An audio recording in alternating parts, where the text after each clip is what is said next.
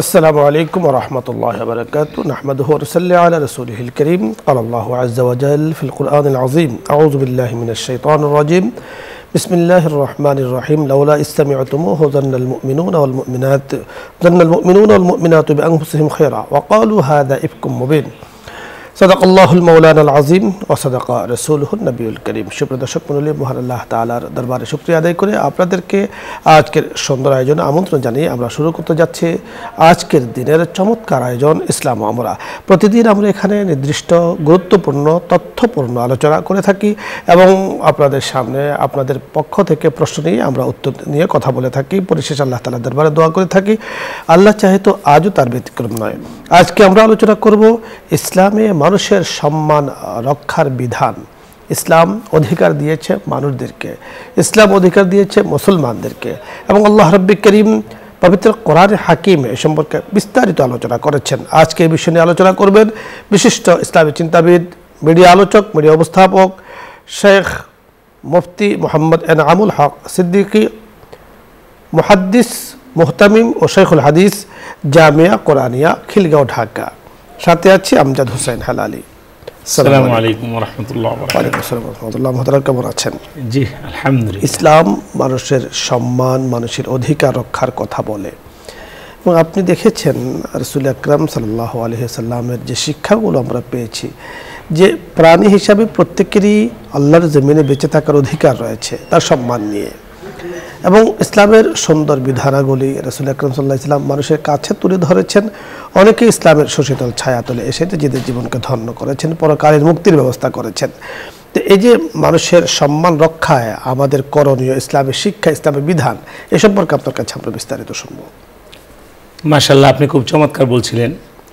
আলোচ্য বিষয়টিও খুব চমৎকার, তাৎপর্যপূর্ণ। ইসলামী একমাত্র সকলের অধিকার সুনিশ্চিত করেছে, যার প্রমাণ হিসেবে রাসূল আকরাম সাল্লাল্লাহু আলাইহি ওয়াসাল্লাম বিদায় হজের ভাষণে তিনি সাহাবায়ে কেরামদেরকে লক্ষ্য করে লক্ষাধিক সাহাবায়ে কেরামের সামনে সুস্পষ্ট ভাষায় পৃথিবীর মানুষকে জানিয়ে দিয়েছেন, দিমাউকুম ওয়া আমওয়ালুকুম হারামুন কাহুরমাতি ইয়াউমিকুম হাযা ফি শাহরিকুম হাযা ফি বালাদিকুম হাযা।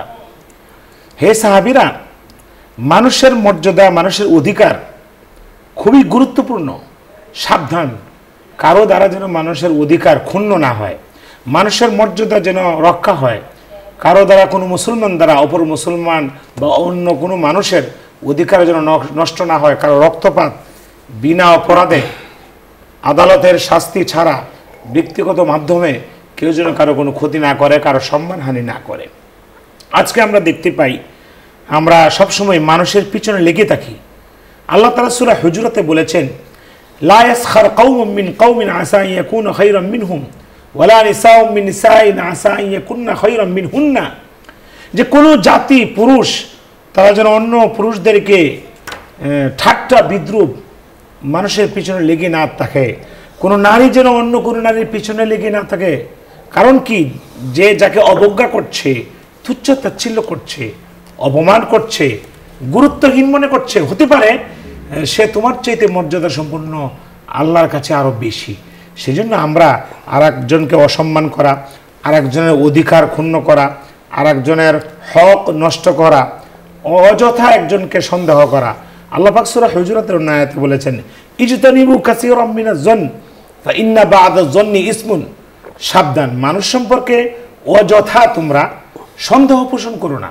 তুমি যে খারাপ ধারণাটা করেছো, ধারণাবশত তুমি খারাপ মনে করেছো, হতে পারে তার বিপরীত হতে পারে। মানুষের অনেক ধারণা ভুল হয়। তো কাজেই কাউকে তুচ্ছতাচ্ছিল্য করা, কাউকে অসম্মান করা, কারো অধিকার নষ্ট করা, ইসলামই একমাত্র সুনিশ্চিত করেছে অপর মানুষের, তারা সমাজের জীব, সে কাফের হোক, বেঈমান হোক, বেঈমানও যেন, কোনো অমুসলিমের যেন আমার দ্বারা কোনো আক্রান্ত অন্যায়ভাবে না হয়, অন্যায়ভাবে কেউ যেন আমাদের দ্বারা ক্ষতিগ্রস্ত না হয়। আজকে আমাদের সমাজে যদি আমরা এই বিষয়গুলোকে অনুধাবন করতে পারতাম, তাহলে একে অপরের শত্রুতা থাকতো না, ঝগড়া বিবাদ থাকতো না, একে অপরের অধিকার আদায়ের জন্য যখন আমরা নিশ্চিত হয়ে যাব, এগিয়ে যাব, তখন সমাজে আর কলহ আর বিদ্রোহ থাকবে। আপনি চমৎকার বলছিলেন। দর্শক মণ্ডলী, আজকে আমরা আলোচনা করছিলাম মুসলমানদের সম্মান মর্যাদা রক্ষায় আমাদের করণীয়। মানুষের সম্মান রয়েছে মানুষ হিসাবে, মুসলমানদের সম্মান রয়েছে তাওহীদের বাণী বিশ্বাস করা হিসাবে। তারা নিজেদের সর্বস্বকে আল্লাহ তাআলার কাছে বিলীন করে দিয়েছেন। তারা বলেছেন ইন্নাল্লাযীনা ক্বালু রাব্বুনাল্লাহ, তারা বলেন আমাদের রব আল্লাহ, সুম্মাস্তাকিম, তার উপরে অটল থাকেন, অবিচল থাকেন। তাদের মর্যাদা কিন্তু সবার উপরে, আল্লাহ তাআলাই তাদেরকে স্থান দিয়েছেন।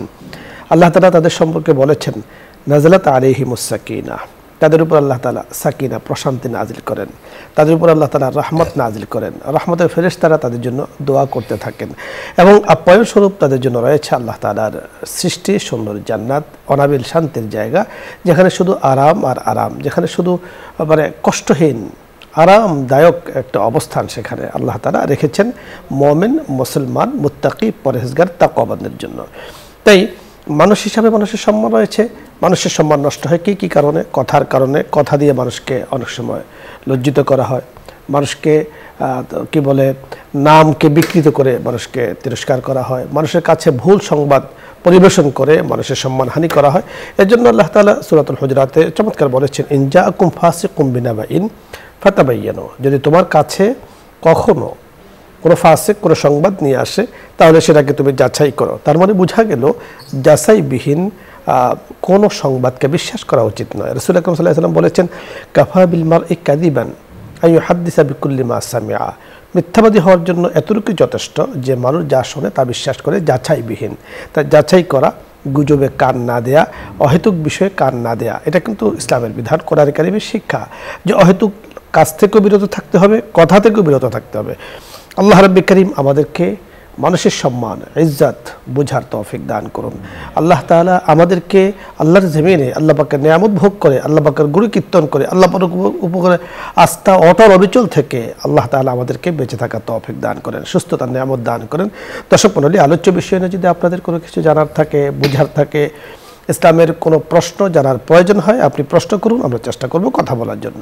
প্রথমে যারা আছেন আসসালামু আলাইকুম ওয়া রাহমাতুল্লাহ, দর্শক নাম বলে পরিচয় দিয়ে প্রশ্ন করুন।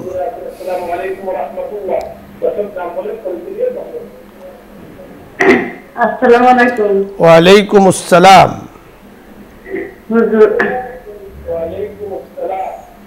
আমি কোরআন শরীফ খতম করেছি, হুজুর বকশিশ দিয়ে দেন। আর আপনি অনেক নিয়মিত দর্শক, আমার দুটো প্রশ্ন আছে হুজুর। বলুন। আচ্ছা, আমরা এই যে ভিক্ষা দেই শহরে গ্রামে, যা চাউল ভিক্ষা দেই, এইটা কি কোনো এক হুজুরে বলছে যে আপনারা ভুলেও কোনো সময় চাউল ভিক্ষা দেবেন না। আর একটা প্রশ্ন আছে যে আমরা যে জাকাত বলছে যে জাকাতের টাকা দিয়ে আপনারা কোনো সময় শাড়ি লুঙ্গি দেবেন না, এটা ইসলামের কি? জি ধন্যবাদ, আমরা বুঝতে পেরেছি। আপনি শুনতে থাকুন। দর্শক মণ্ডলী, যারা প্রশ্ন করব অবশ্যই টিভির ভলিউম কমিয়ে প্রশ্ন করব। আপনি কোরআন কারীমের খতম করেছেন, আসলে যখনই খতম করেছেন তখনই যার জন্য করেছেন, যে উদ্দেশ্যে করেছেন সেটা কিন্তু কবুল হয়ে গিয়েছে। আপনি বলেছেন যে বকশিয়ে দিয়েন, আর নিঃসন্দেহে আমরাও দোয়া করছি আল্লাহ তাআলা যেন এই কোরআনের খতমের উসিলায় মুর্দিগান যারা আছেন তাদেরকে মাফ করে দেন। মোহতারাম, দুটো প্রশ্ন তিনি করেছেন। প্রথম যে প্রশ্নটি করেছেন যে চাউল ভিক্ষা দেওয়া যাবে না অথবা জাকাতের টাকা দিয়ে কাপড় ইত্যাদি ক্রয় করে জাকাত দেওয়া যাবে না, আসলে দুটো কথা কি সহিহ? আপনার কাছে আমরা বিস্তারিত শুনব। কোরআনে আল্লাহ বলছেন ওয়া আম্মা সাইলা ফালা তানহার, আল্লাহর নামে কেউ যদি অসহায় নিজেকে প্রকাশ করে সাহায্য চায় তাকে তোমরা ওয়া আম্মা সাইলা ফালা তানহার, তাকে ধমক দিও না। এখন আপনার যেটা সুবিধা হয়, যিনি দাতা চাউল দিবেন না টাকা দিবেন, ইসলাম এরকম ভাগ করে দেয় নাই। আর জাকাতের যে বিষয়টা বলেছেন সেটা হচ্ছে যে শাড়ি দিতে হবে এমনও না, আবার শাড়ি দেওয়া যাবে না এটাও না। আমাদের দেশে একটা রুসুম হয়ে গেছে টাকা জমায়া মানুষকে দেখানোর জন্য, লৌকিকতার জন্য শাড়ি দেয়, কম দামের শাড়ি কিনে দেয়। এই জন্য উলামায়ে কেরাম অনেক সময় বলে থাকেন যে এইভাবে না দিয়া মানুষের যেটা উপকারে আসে, যেটা প্রয়োজন অভাবী লোকের, সেভাবে দেওয়া যেতে পারে। তাহলে দুটি প্রশ্ন উত্তর এক, এটা ওইভাবে বলতে পারি যে প্রশ্ন করেছেন চাউল দেওয়া যাবে কিনা, চাউল থাকলে দিবেন, না অন্যটা দিবেন। চাউল দিতে হবে এমন না, আবার চাউল দেওয়া যাবে না এটাও না। আর জাকাতের শাড়ি দেওয়া যাবে না এটাও না। আবার যদি কারো একটা শাড়ি প্রয়োজন হয় দিতেও পারেন, ইসলামে কোনো সমস্যা নেই। যিনি বলেছেন চাউল দেয়া যাবে না, কাপড় দেয়া যাবে না, হতে পারে এখানে অন্যান্য আলোচনাও আছে, ব্যাখ্যা সাপেক্ষ বিষয় আছে। কারণ হলো জাকাত যদি কেউ মানে শুধুমাত্র জাকাতের কাপড় ক্রয় করে লামসাম কিছু বুঝ দেওয়ার জন্য, ফটো সেশন করার জন্য অথবা সোশ্যাল মিডিয়াতে ছাড়ার জন্য এই ধরনের করে থাকে, তাহলে এই ধরনের কাজ থেকে তাকে দূরে থাকতে হবে। কারণ জাকাত দেখানোর বিষয় না, জাকাত আল্লাহ পাক আমার উপরে বিধান করেছেন সেটাকে দেয়া। আর ফকিরের মিসকিনদের যেটা প্রয়োজন সেটা দেয়াটাই আসলে উত্তম। চাউল যদি প্রয়োজন হয় চাউল দিবেন, তৈল যদি প্রয়োজন হয় তৈল দিবেন, যেটা তাদের প্রয়োজন হয় সেটা দেওয়াটা উত্তম। যে কোনো জিনিস দেওয়া যায়, সমস্যা নেই। পরে দর্শক, আসসালামু আলাইকুম রহমতুল্লাহ।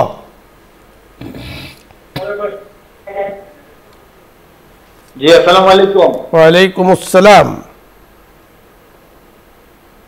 জি আমি একটা জিনিস জানতে চাচ্ছিলাম যে আমার নাতির জন্ম হইতে 21 দিন হয়ে গেছে, এখন আমি আকিকা কত দিনের মধ্যে দিতে হবে? জি, সুন্দর একটি চমৎকার বিষয় জানতে চেয়েছেন, আমরা কথা বলছি, আপনি শুনতে থাকুন। জি মাশাআল্লাহ, একটি চমৎকার প্রশ্ন করেছেন। সন্তান জন্মের 7ম দিন, জন্মের পরে আকিকা করা সুন্নত, তবে নির্দিষ্ট করে আকিকা করতে হবে বাধ্যবাধকতা নাই। সম্ভবত সুযোগ থাকলে সুন্নত তরিকা অনুযায়ী সুন্নত হলো 7 দিনও করবেন, 7 দিন না হলে 14 দিন, 14 দিন না হলে 21 দিন, আর এরও যদি পার হয়ে যায় তাহলে জন্মের যে কোনো আগের দিন, এটা ফিক্সড করে দেওয়া। অর্থাৎ 21তম দিন যেহেতু আপনি বলেছেন আর হয়েছে 21 দিন, তাই আকিকাটা অত্যন্ত গুরুত্বপূর্ণ, সুন্নাহ এক বিধান। কারণ জানের পরিবর্তে আল্লাহ তাআলা জানকে হেফাজত করেন, বালা মুসিবত থেকে হেফাজত করেন। এজন্য এই নেককার এই ভালো কাজটি করা উচিত। যদি আপনার সামর্থ্য থাকে ঋণ মুক্ত অবস্থায় হালাল অর্থ দিয়ে আপনি করতে পারেন, আজকে করে নিন, অথবা যে কোনো ভালো দিনে, আপনি যে দিন জন্ম নিয়েছে তার আগের দিন আপনি আকিকা করে নেবেন। পরের দর্শক, আসসালামু আলাইকুম রহমতুল্লাহ।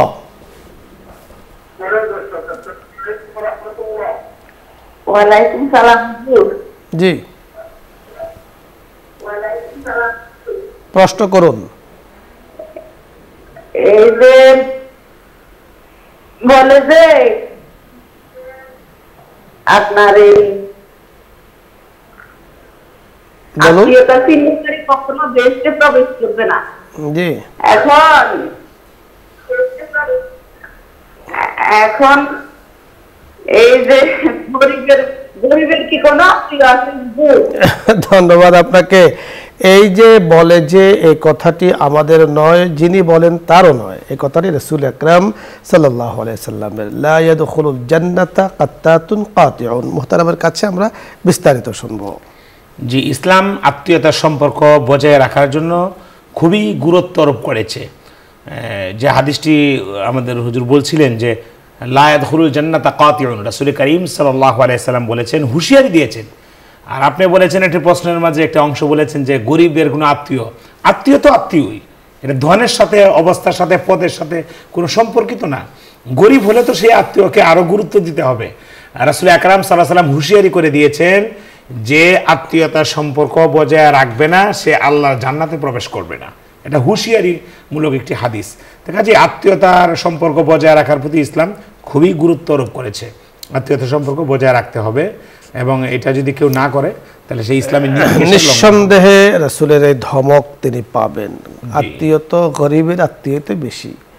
আল্লাহ রাসূল সাল্লাল্লাহু আলাইহি সাল্লাম বলেছেন, হাদিসের মধ্যে পরিষ্কারভাবে আছে, গরিবরা খুব দ্রুত জান্নাতে যাবে, কারণ তাদের হিসাব কম, কারণ তাদের লেনদেন কম। আমরা দেখেছি দুনিয়ার মধ্যে, আমাদের এয়ারপোর্টে যার মাল সামানা কম তার হিসাবও কম, কোনো ইমিগ্রেশনে তার কোনো হিসাব নেই, জাস্ট সিল মেরে দেয় যান। আর যার মাল সামানা আছে, দেখা যায় অনেক কিছু আছে, এগুলোকে আনো, আবার খুলে দেখাও ইত্যাদি অনেক কিছু কিন্তু সম্মুখীন হয়। ঠিক পরকালও দুনিয়ার মধ্যে যার মাল বেশি ছিল, যার অনেক কিছু ছিল, নিঃসন্দেহে আল্লাহ তাআলা তো জিজ্ঞেস করবেন, তুমি এই মালকে কোত্থেকে উপার্জন করেছো, কোথায় ব্যয় করেছো। আর যার কম, যার 2 টাকা আছে, সে আল্লাহ 2 টাকা আমি কর্ম করে কামাই করেছি, এ আল্লাহ আমি এটা আপনার রাস্তায় খাওয়ার লাইনে বা দান করেছি, তাহলে তার হিসেব কম। এই জন্য গরিবের কি আত্মীয় স্বজন আছে না, এর কথা ঠিক নয়। মনে রাখবেন, ই আমানত নজদিকে তু কায়াস্ত, অর্থাৎ আল্লাহ তাআলা যে সম্পদটা আমাকে দিয়েছেন আমার কাছে মাত্র কয়েকদিনের আমানত আমাকে বানিয়েছেন। দার হাকিকত মালিক হর শে খুদাস, বাস্তবিক পক্ষে আল্লাহ তাআলা সকল কিছুর মালিক, সম্পদেরও মালিক, সন্তানেরও মালিক, সকল কিছুর মালিক। আমরা দেখেছি যে মানুষ যখন মারা যায় তো কিছু নিয়ে যেতে পারে না, খালি না সম্পদ নিয়ে যায়, না অর্থ নিয়ে যায়, না গাড়ি নিয়ে যায়, না বাড়ি নিয়ে যায়, না নারী নিয়ে যায়, তাকে একাই যেতে হয়। তো এই জন্য আসলে দুনিয়াতে যত একা একে থাকা যায় আল্লাহ তাআলা বলে বান্দা তুমি একা থাকো, তোমার সাথে কিন্তু আমি আল্লাহ আছি, সুতরাং তুমি তোমাকে একা মনে করো না, তুমি গরিব মনে করো না। ইন্নাল্লাহা গানিয়্যুন ওয়া আনতুমুল ফুকারা, আল্লাহ নিজে বলেছেন আল্লাহ একমাত্র ধনী, আর সারা জাহানে যা আছে সকলেই গরিব, সুতরাং গরিব ভাবার তো কোনো সুযোগ নেই। ধন্যবাদ। নিজেকে অসহায় ভাবার, গরিব তো কোরআনে কারীম বলে অসহায় বা আমার কেউ নেই ভাবার কোনো সুযোগ নেই, আল্লাহ তাআলা আমাদের সাথে আছেন। পরের দর্শক, আসসালামু আলাইকুম ওয়া রাহমাতুল্লাহ।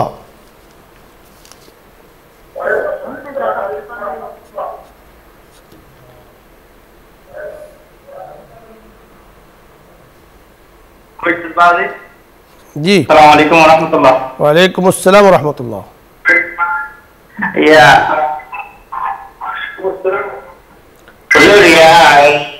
মনে করেন আমি যে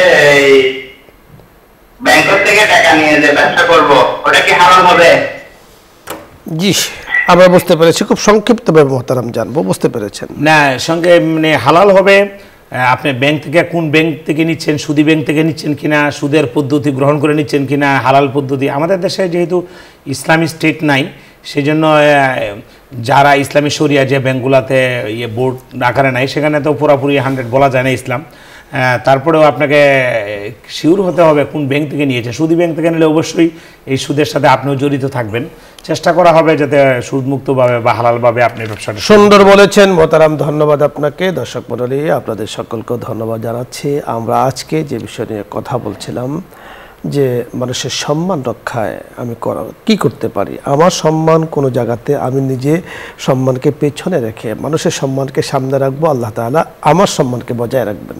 আল্লাহ তাআলা বলেছেন ইন আজরিয়া ইল্লা আলাল্লাহ, দ্বীনি কাজ করতে, ভালো কাজ করতে, মানুষের অধিকার নিয়ে কথা বলতে যদি কখনো তোমার কোনো কিছু কমেও যায়, তোমার তোর থেকে কোনো কিছু চলেও যায়, লা তাহজান, তুমি কোনো চিন্তা করো না, ওয়ালা তাখাফ, কোনো ভয় করো না, ইন আজরিয়া ইল্লা আলাল্লাহ, পুরস্কার আমরা কাছ থেকে নেব, আল্লাহ তাআলার কাছ থেকে নেব।